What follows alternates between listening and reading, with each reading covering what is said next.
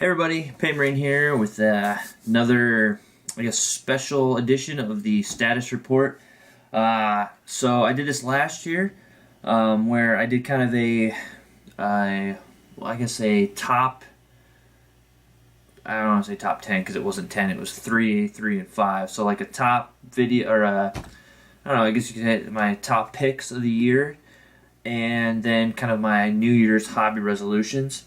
So I'm going to do that again. Now, the only difference this time is I'm going to kind of recap a few of the resolutions that I tried to make last year and see kind of where I stand on those, and we'll go from there. So, to start this out, I'm going to do the top 3 Games Workshop models this year, top 3 Forge World models, and then my top books, Black Library, whatever, 40K lore books or whatever that came out. Now, I will say that so last year I did my top 3 in Games Workshop and Forge World, and then my top 5 on the books. Unfortunately, this year been crazy packed with my regular day job and just all kinds of other projects and things going on that I was unable to read nearly as much as I wanted to basically to the effect that I only have my top 2 because I've only actually gotten to read two novels this year, although I have a stack of them I need to get through. It's just so unfortunate. I'm very, very saddened by that. Yeah, and one of them on this list I haven't done my bookshelf video for, which it will be coming soon, I promise, because I'm just finishing it up. Under the wire of the new year, but yeah, man, it has been a hectic year aside from the hobby. So, so let's jump into this. So we will start off with the Games Workshop models. So, my number 1 on that list. So there's a ton of great stuff, and again, with these lists, I'll only pick things that I picked up, and if I didn't pick it up, it's because it's just so awesome that I had to make mention of it.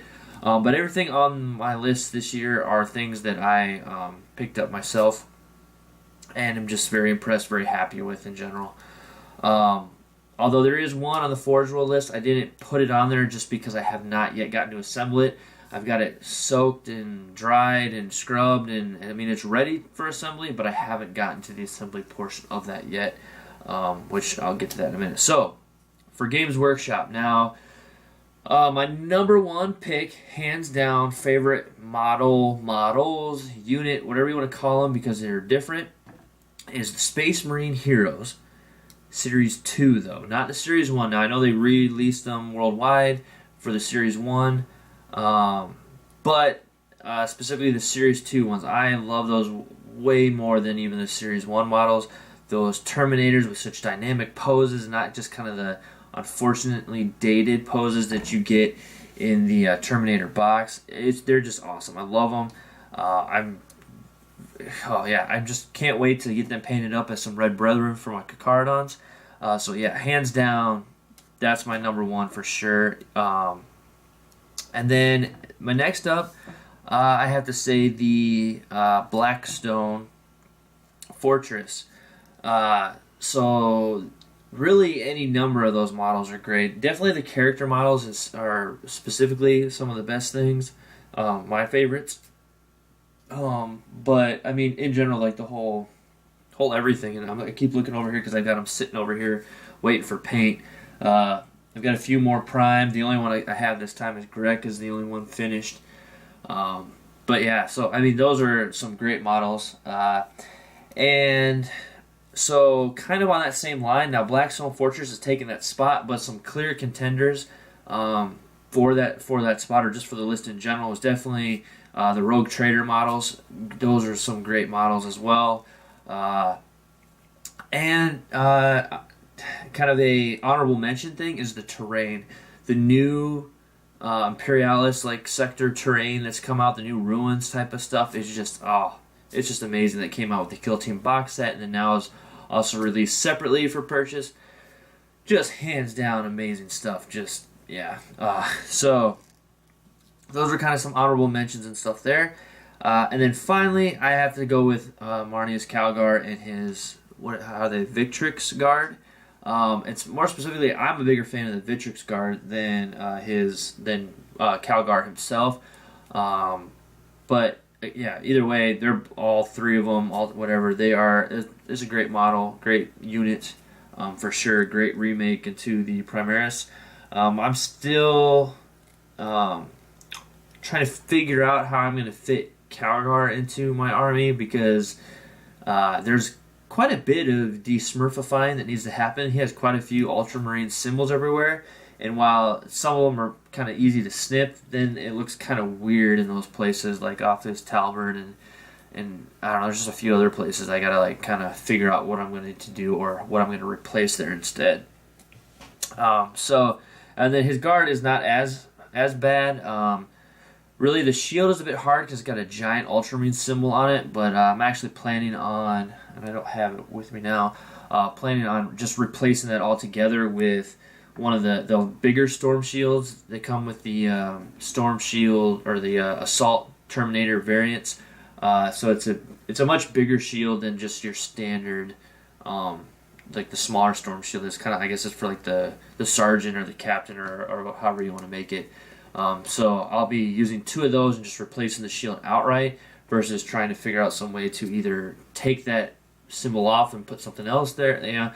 There's just a bit too much work that I think just a simple shield swap looks just fine, looks good.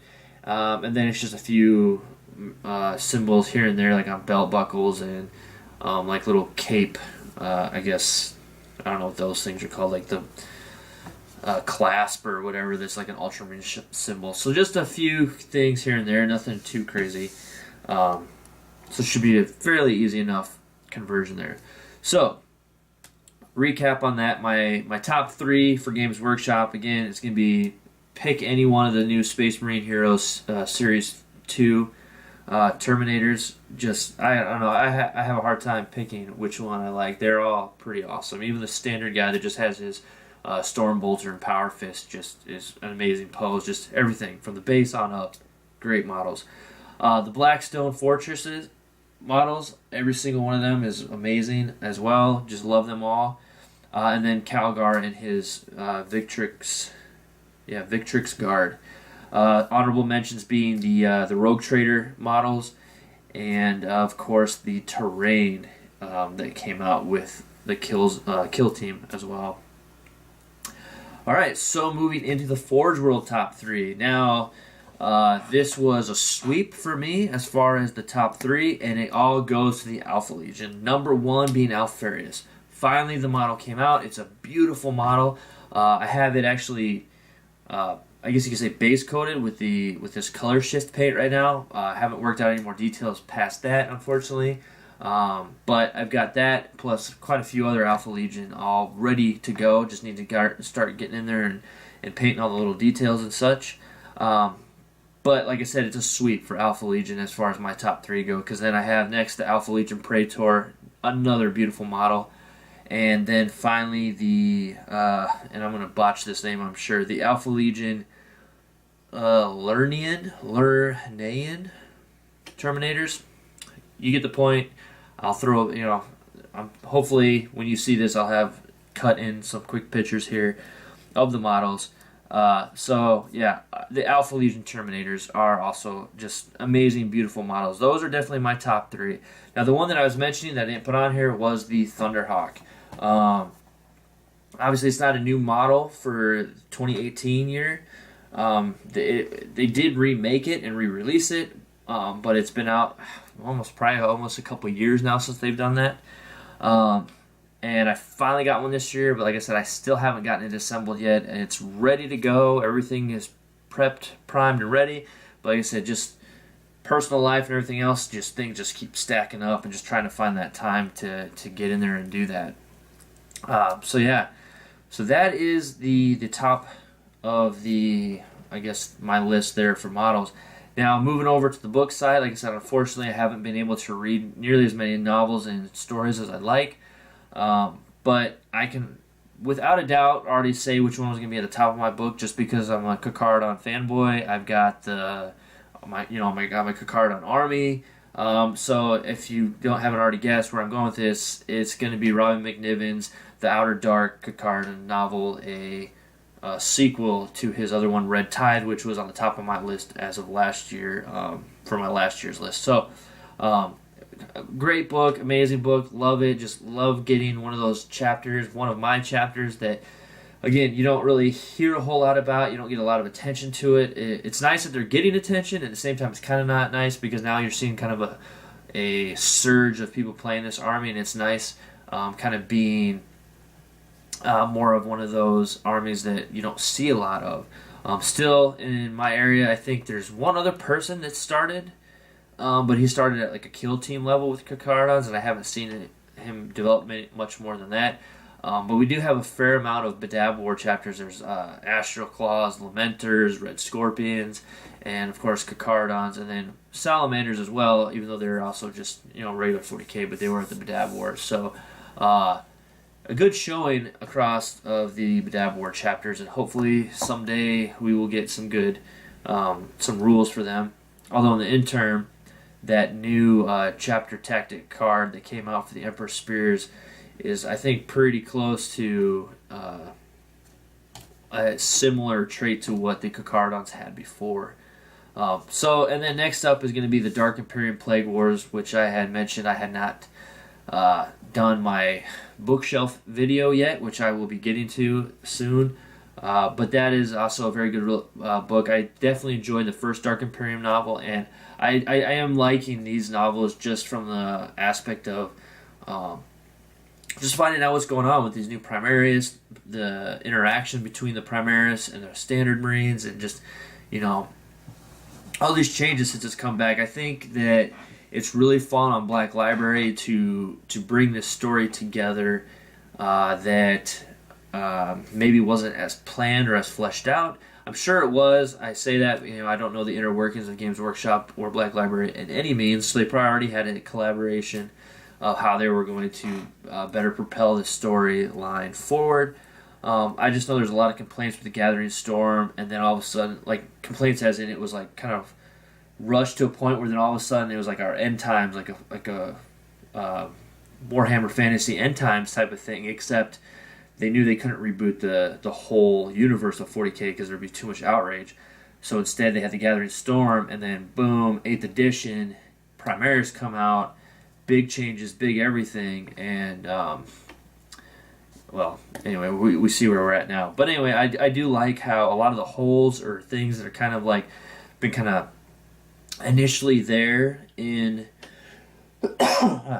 initially there in kind of the introduction of the Primaris Marines is getting more explained and addressed in these new novels that are coming out in short stories and stuff. So Dark Imperium Plague Wars definitely right in there, even though it's only the 2 books that I've read. It's just what it is. But Outer Dark and Dark Imperium. So next we're going to go into kind of the status of what my hobby resolutions were last year, and did I achieve them, did I not achieve them, and I'll say my new resolutions going forward for the next year, but to be quite honest, they're gonna be pretty much the same, maybe a little bit modified, but really in this hobby, unfortunately, my New Year's resolution things, like, I would say, like, they're never-ending resolutions. It's one of those things that it just can carry on. So those things being painting. So I wanted to improve my painting and get more things painted, of course, but more or less to learn more techniques and better things to improve on in general there. And I'll expand more on all these as I go through. I'll just go through the list now, and then we'll circle back around and go through them individually more in depth. Building. So I had mentioned was thinking about maybe just trying to take a week off or something from work and just build everything that I have, just to get everything built, because that's like half the battle, like almost literally is just getting everything built and then seeing everything you got and like, okay, so now I can prioritize, like, now these are built, then I need to just like move them in a line, like chunk them out, like, okay, let's move this to here now we're a little bit closer, now you're on deck, now you're up to bat, now we're painting, and now you're circling the bases, and now you're home run, you're done, and move on, next thing. So painting, building, read more. That was definitely one last year, and it's for certain this year, as like I said, I only got around to 2 books. Making more videos, more content for the channel, which again, we'll dive more into that here in a little bit. And events, attending more events, getting a little more involved where I can. Again, that's more contingent on my real world life, work, family, and that such.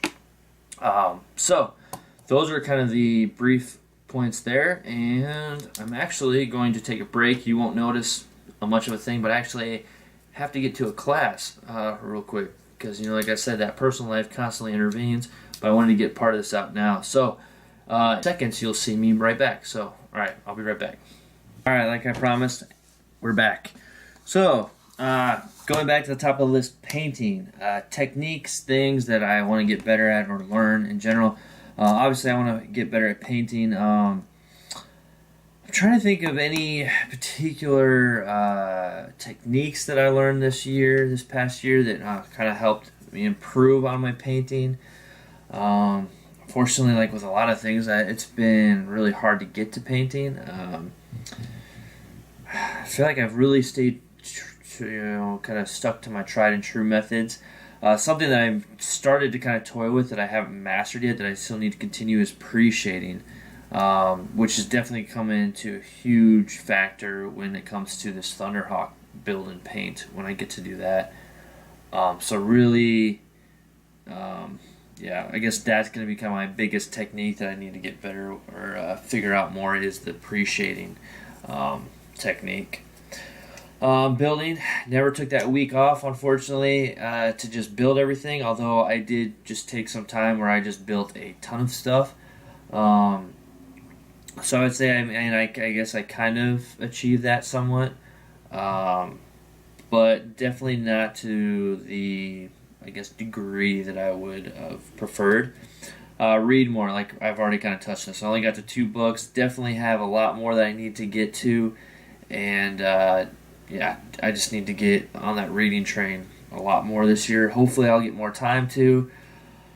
But like I said, it's just hard to find the time during the day between work and family with 3 young ones running around. It's hard just to find time to paint, much less to read. So hopefully I'll get a little bit more time to get some reading done. Hopefully I do expect, hopefully in May, I should be able to get a decent amount done. So I'll be traveling around at that time for work. So usually when I'm away, that's about the best time I can get to read, as I don't get to take a lot of my hobby stuff with me. So that'll be the best to do that then. And more videos, more content. I definitely am increasing that, trying to work on that as best as possible. Again, due to some, I guess, changes here at my home, being able to make videos a lot more recently has kind of dwindled. I just don't. I used to make them kind of late at night, but I haven't been able to lately for various reasons. So we definitely need to get back on that, because there's a definite amount of videos that I would like to make that I just, again, the time thing. The time is my biggest factor, and it's crazy how quickly that sand runs down in the hour clock. Through, yeah, it's just crazy how time slips from you, and before you know it's the new year. Like, it's crazy to think that I'm already doing my next New Year video here. So, and then finally, events. I definitely would love to get to more events, but again, time and money are the big things there. I will be attending Nova. As of right now, I say I will be. Always subject to change. Hopefully not. Hope to participate in the Trios tournament this year. I'll be sponsoring my fellow teammates into that, and then also we'll just be going up to have a good time. Hopefully be doing, like I said, the Trios tournament, and then get into the narrative events again. Those were pretty fun. And so my kill team is ready. I would like to do some more of the kill team thing. I have not been able to play a lot, so I definitely need to get brushed up on the rules on that again, because practice makes perfect, and I've not been in those rules for a minute. As well as I haven't even picked up the Kill Team Commanders book, so I'm sure that'll add another layer. There'll probably be a separate Kill Team Commanders kind of tournament event, I'm sure, that I definitely want to look into. But I definitely want to participate in that, just from the basis of showing off my ODST Kill Team, which is, like I said, becoming an army if you're following the page. It's just going to be an Elysian army, essentially. So more on that to follow. That definitely is just more a labor of love, just because I've always liked the Elysians, but I didn't quite get jumped on board in time before they were discontinued. So I've been able to find kind of alternative ways to do it. Plus, I'm really looking forward to those ATV quad style vehicles coming out for the Gene Stealer cults, which I'll definitely be repurposing for my Elysians, which are ODST themed, to be kind of like the Mongoose from Halo, but it'll also double as Sentinels for the purpose of the game. The only thing I'm trying to figure out is, because obviously people could say modeling for advantage, because obviously a Sentinel and a little ATV is definitely height difference. Buddy of mine suggested putting some kind of like banners or something kind of on the back, but it kind of defeats the look. So I'm not really sure yet what I want to do to kind of make up for that, so I don't get the whole modeling for advantage thing. I'm not sure yet how to overcome that obstacle, but so I definitely know that Nova's the easiest one for me to go to, just from a geographic standpoint. Adepticon would be the next easiest, as I have family out in the Midwest and I've been to it before as well, so that'd probably be the next easiest, but obviously the further away, the more expensive things get. And then Las Vegas, the LVO, and the Bay Area Open out in San Francisco, like all those definitely even further away yet, so more price traveling, potentially have to fly to those versus driving, and then models and such getting broken and stuff. So we'll see on those, but most likely, unfortunately, not going to happen. So it's definitely going to be looking like it will be the Nova at the very least. So either way, still very excited to participate in that. It was a great time last time. And I just expect it to be just as good of a time again. That is about it for my year. What I have achieved, what I haven't achieved, what I hope to achieve, and kind of my high points there. Now, as far as something else I'm going to kind of add is, what do I want to see from the hobby aspect of things? So in general, I'm looking forward. So I guess I would say I'm looking forward to seeing more of this Sisters of Battle, Adeptus Sororitas, coming out. I've got the chapter approved with the beta codex in it.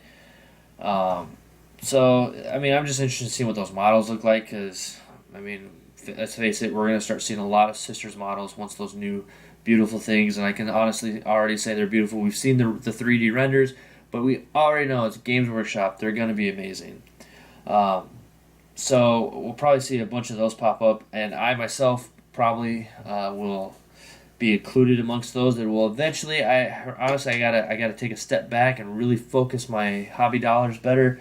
As much as I want to get them as soon as they come out, because the longer you wait, usually the more flash you'll have to deal with later, as the molds get used quite a bit. And it's, I've heard it time and time again. It's like, oh, there has to be so many hundreds and thousands of run throughs before you're gonna have to worry about that. But I mean, from getting like kind of fresh when they first release to a few months down the road, that flash difference is pretty significant, and I don't know why or what, and I don't know how many that they're processing ahead, to the point where, like, when you get those a few months later, you very well could be hundreds of thousands of models in that mold. So it's just the build-up, that it's just the way that works. So anyway, unfortunately, with the size of the Sisters of Battles 2 being the size that they are, which I'm assuming, because we haven't seen, but I'm assuming they'll be a bit upscaled, because everything's kind of getting upscaled now, but still kind of on the smaller end, because I mean, they're still humans in power armor. So therefore, being smaller, so the kind of mold lines creeping in here and there, unfortunately, might be a little difficult. But yeah, we'll see, I guess. But yeah, so I'm looking forward to that. I'm also looking forward to where they're going with the story, with the lore, the fluff, the Primaris, as they move forward into the New Dawn. I'm very interested in that. It's a very different time, and a lot of people aren't happy necessarily about it, but I'm definitely excited because it keeps us on our toes as far as just how this is all working out. And then things I would hope to see is definitely a Primaris flyer of some kind. A lot of people always throw out the Overlord, the Overlord, the Overlord. That would be a Forge World model, and it would be huge. It says in the book, Dark Imperium, and in other references, that it dwarfs a Thunderhawk. Like it not dwarfs. Sorry, the other way around. The Thunderhawk dwarfs the Overlord. Like it makes a Thunderhawk look small. So that right there is pretty huge. Now I only have a Thunderhawk. I have not yet assembled. I've kind of put it together to see kind of like the general size of it, and it's a fairly large model. However, we also have the Storm Eagle, which is even bigger than a Thunderhawk, and yet there's no size comparison between those two, but I would bet to imagine that the Storm Eagle being... Is it the Storm Eagle? Now I got myself second guessing myself here. I actually don't... Because I'm thinking Storm Eagle is the Fire Raptor equivalent, so it's not the... what is that thing? It's a Storm something. Right? Isn't it? Maybe not. Let's do...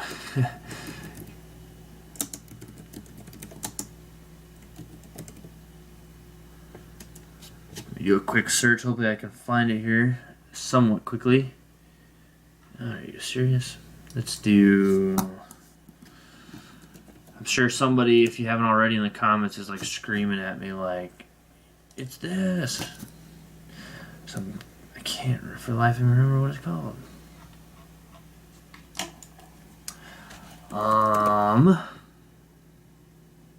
Yeah, Storm Eagle's that small one. I feel like it was Storm something. Is it the Storm Hawk? Nope. Oh, man. Alright, well, just bear with me real quick.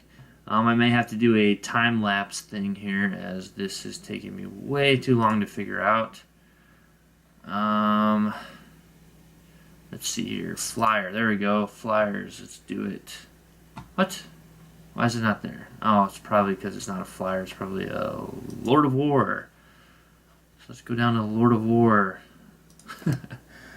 Okay. Where are we at? Where are we at? What? It's not there either? Oh, there it is. It is a Storm. It's not a Storm Eagle. Storm Bird. I don't remember if I said that earlier, but I think I kept calling it Storm Eagle. So the Storm Bird. Still big, but definitely... it seems like it's about the size, if not a little... I mean, I know it's bigger. I don't think it's significantly bigger than the Thunderhawk. I will check real quick here and see if I can find...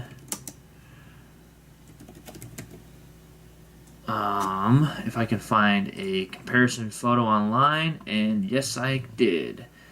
Well, it appears to be like a video of some kind. Let's check here. But yeah, so I'll post this up so you'll see that. So it's a bit bigger, but it's not by any means making the Thunderhawk look like a dwarf. So yeah. So the Overlord would be significantly larger. Now, that's not to say that Forge World won't do it, because there is such a thing as a Manta, which is giant, and therefore I could definitely see them making one because the Manta exists. If they do, it'll be giant and huge and crazy, and yeah. But aside from that, I would like to see one come out in plastic from Games Workshop, some sort of like, single man fighter, or even some kind of a multi-kit model like we always see. So like maybe like a single man variation where it's just like a fighter type of thing, and then like maybe a dual manned aerial kind of like bomber of some sort. That would be kind of neat. So we'll see. And then the next thing would definitely be some sort of a Rhino Razorback Primaris variant.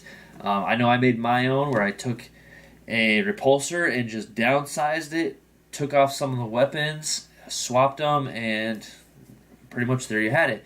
Now on mine, I had just two storm bolters on the side above each one of the doors on the sides, and then a heavy flamer in the front, and that was it as far as the Rhino variant, which I thought was significant enough of a firepower for a Rhino version. A little bit more than your standard Rhino, which comes with one storm bolter. You can upgrade to a second storm bolter, and that's it. And then you still have your access point for somebody to shoot out of or whatever. But I like the idea of having that extra heavy flamer, as in like kind of get in close. It can still get its auto hits or whatever, but it's just a little extra firepower that's not too crazy, but still extra, because that's what Primaris seem to be. They're extra. And then the Razorback version, basically, you just swap out I had kind of a little hatch piece that you just come off and you swap and you put in your kind of Razorback turret there. Although I use the older, well not older, but the Forge World variants of the Razorback turrets, which instead of sitting side by side, kind of sit off to the side, and in the middle there's a kind of, optic type of apparatus that is kind of sitting there, which I think just looks better, looks sleeker, has better aesthetic in general.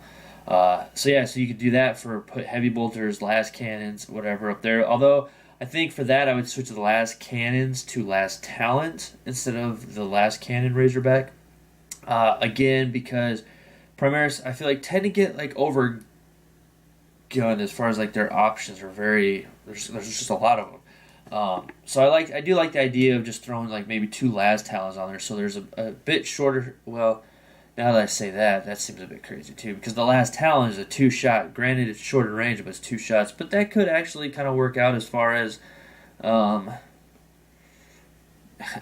keeping with the theme of Primaris. So, because if you have las cannons, you've got 2 las cannons, so 2 shots at 40-inch range, which is crazy, or 24-inch range, so half the range, but now you have 4 las cannon type shots there. So, I don't know.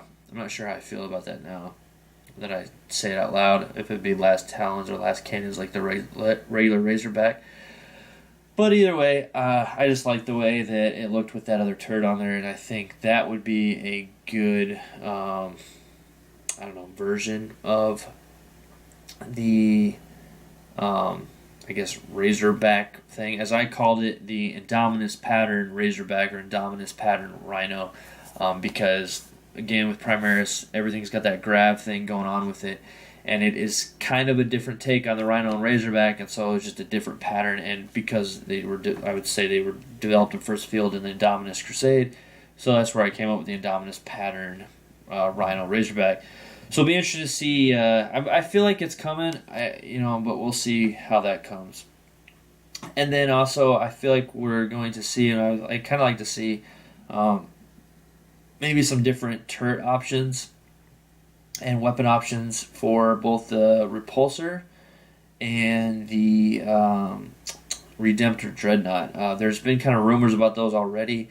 What those could be, I'm not really sure. I feel like, what I would like to see is just, at the very least, maybe a plasma option for the turret on the Repulsor, and some kind of like maybe autocannon style option either for the Repulsor and the Dreadnought. Mostly the Dreadnought, but potentially the Repulsor as well.